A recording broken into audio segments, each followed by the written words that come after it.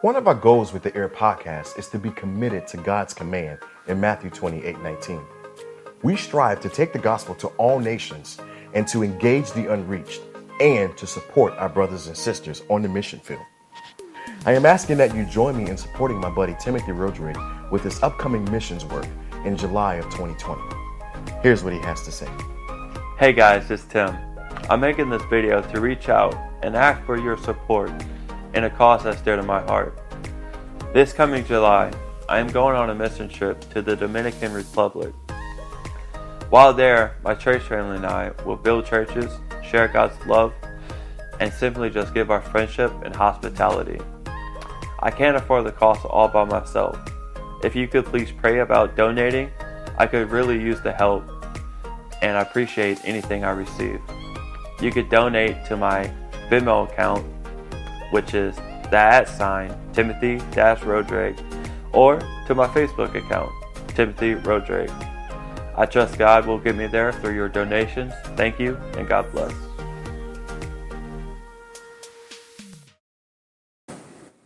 If you haven't heard about Anchor, it is the easiest way to make a podcast. Please, let me explain. 1, it is free. 2, there's creation tools that allow you to record and edit your podcast right from the phone or computer. Anchor will distribute your podcast for you so it can be heard on Spotify, Apple Podcasts, and many, many others. You can make money from your podcast with no minimum listenership. It is everything you need to make a podcast in one place. So please, download the free Anchor app and go to anchor.fm and get started today. The Ear, Evangelical and Reformed Christian Podcast. Welcome to The Ear, the Evangelical and Reformed, a Christian podcast that urges you to think deeper and draws you closer to God through faith. Through powerful sermons, teaching segments, and discussions, The Ear hopes to give you a different perspective on secular topics from a Christian worldview. He who has ears to hear, let him hear. Please welcome your host, Brandon Queen.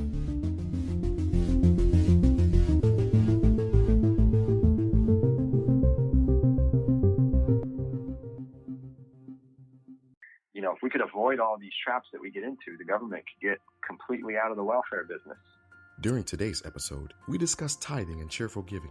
We ask the question of what is a tithe and why is it so important for the believer to partake in the biblical mandate given to us by our Creator? Throughout this discussion, we reference several Bible scriptures that support tithing and cheerful giving. Well, it means that when you give, you do it with cheerful generosity. You are exponentially generous and it brings you joy. We close out this season with explaining giving and how God loves a cheerful giver.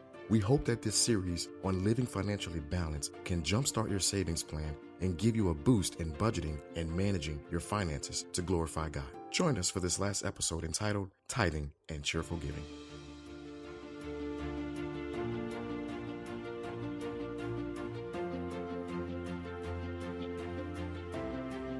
Good morning, podcast world. Welcome back to another episode of The Ear, Season 4, Living Financially Balanced. And this is the final episode, Tithing and Cheerful Giving. And we have the incredible Brennan Falks. What's up, B? Hey, man, what's going on? I don't know if I would call myself incredible. I think you're incredible. That's all that matters. All right. Well, as long as I'm not thinking it about myself. I hope not. All right. If you're just joining in with us on this final episode, we have done a few other episodes on living financially balanced, and we have come to the final episode where we talk about tithing and cheerful giving. And a lot of people get caught up on that word tithe, and they're like, why do I need to tithe? So the first question of the evening, or of the morning, if you will, is what is the tithe? What is a tithe, and why is it so important? Well, I generally have a little bit different thoughts about the tithe than a lot of people, but essentially a tithe is a tenth. So it's supposed to be a tenth of your sustenance, everything that comes into your household, whether it, back in the day it was produce, grain, things like that, or cattle, sheep. But essentially it's a tenth of everything that you have. Primarily it would be the first of and the best of your flock or your produce or whatever. So today, if we were going to talk about the tithe, since a lot of us aren't in agriculture or farming or anything, that's what we would consider it as. Okay. So why is it important?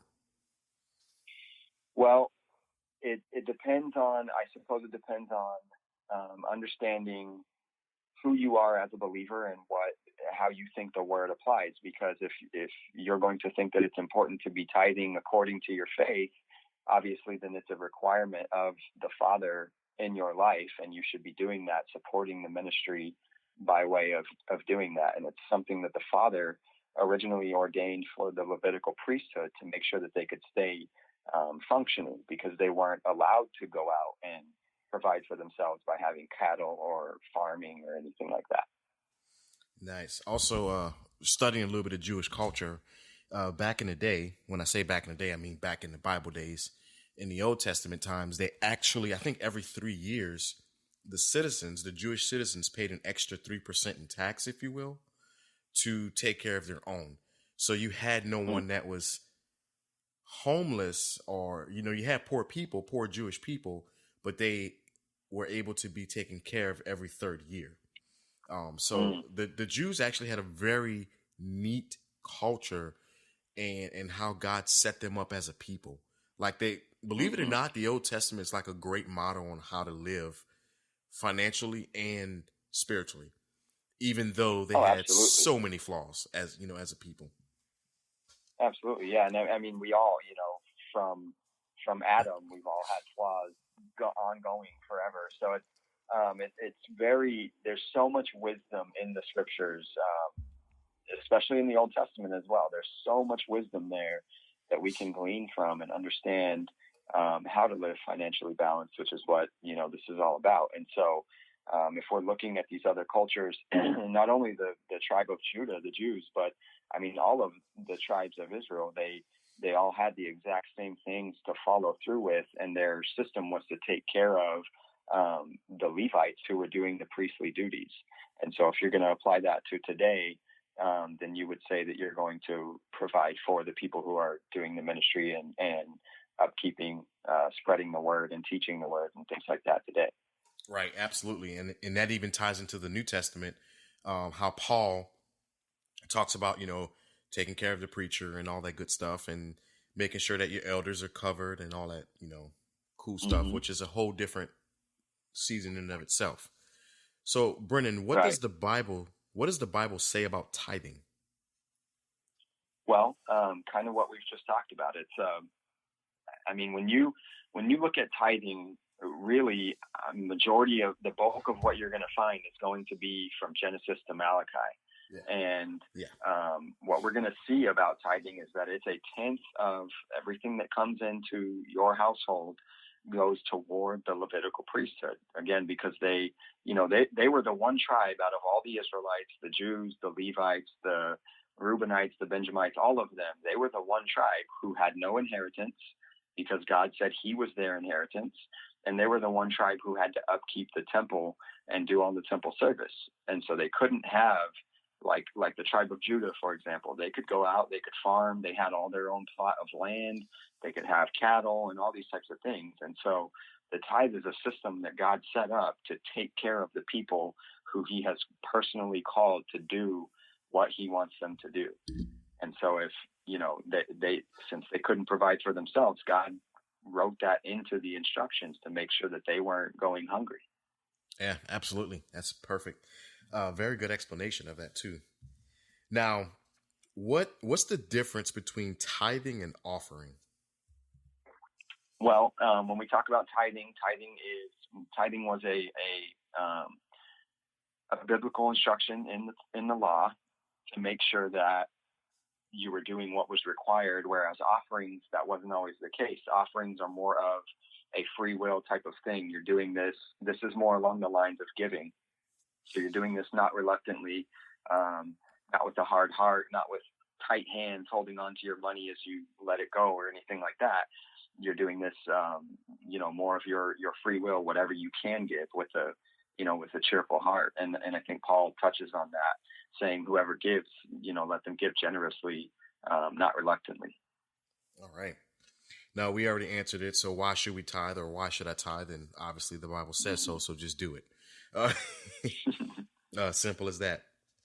Now, is it okay to pause a tithing? Like if you are going through a financial situation, is it okay to pause your tithe?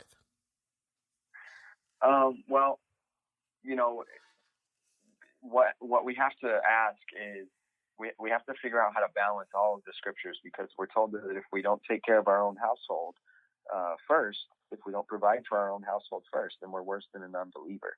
And so if we're to the point of struggling financially to where we can't feed the family, there's no food on the dinner table, but we're making sure that we're giving 10%, then that's something that we have to figure out to balance. And since I'm not a Bible teacher, I'm not going to sit here and go either way on this, but I am going to say that it's something we need to carefully consider. We cannot outgive, this is my opinion. Again, I'm not a teacher. We can't give to the point that we're being irresponsible and we're not taking care of our family. Yeah, I would agree with that. To an extent, I would. Now, I will say, if you find yourself in a financial situation and when you start making budget cuts, again, budget cuts are very important. When you're looking at your budget and you have to make budget cuts and you have cut every single thing possible, and the last thing to cut just to make ends meet for a little while is your tithe, then that's something you and your spouse need to carefully pray about. Right. It may be to the point where you're not cutting it all together, but you're just not giving a tenth. I've seen. Go ahead. Well, I was going to say, in most cases, a lot of difficult financial times comes down to not properly budgeting and not understanding where all your money's going and how much is coming in, and all the other things, all the other issues that we've talked about previously in the other episodes. That's what creates these difficult financial situations. And so if we can get to the root of the problems of all these things that we've talked about previously, then we can really avoid financial hardship in the future. And that's going to allow us to stay on track. Right. Absolutely. And I was saying, sometimes you'll cut your tithe to where it's not a tenth, but you're still giving. God sees that. He'll honor that. And if you're faithful with it, one, you'll feel better about yourself. And two, that means you can weather the storm and you can actually manage a stressful budget. I mean, right. Think about the president of the United States. He or she has to manage a budget. And you and I both know America has a screaming budget right now that's busting at the seams. So yeah, how, if America tithe, if you will, it would be hard. Yeah. So now for the next question, is it right to count your church tithe on your tax return? I don't know, man. I don't like answering questions like this because I'm not really a voice of authority on things like that. If who you're giving to, who you're donating to is a 501c3, the law of America, which we live in, is going to say that you can write that off as a tax deduction. So I don't know. I'll say this. I'm a ruling elder in the Presbyterian Church, in the Evangelical Presbyterian Church, just to clarify. And myself and one of my fellow church members, we do this. We will tithe the whole year. We'll get our little statement back from the church and we'll write it off. But then I like to turn around and just give it right back to the church. So like if I'm credited, like let's say I tithe, let's say $2,000 for the whole year. Okay. And let's say I get the whole $2,000 back. Well, for me, for my thinking, the way I think, because I'm complicating, I like to give that $2,000 back to the church at the beginning of the year.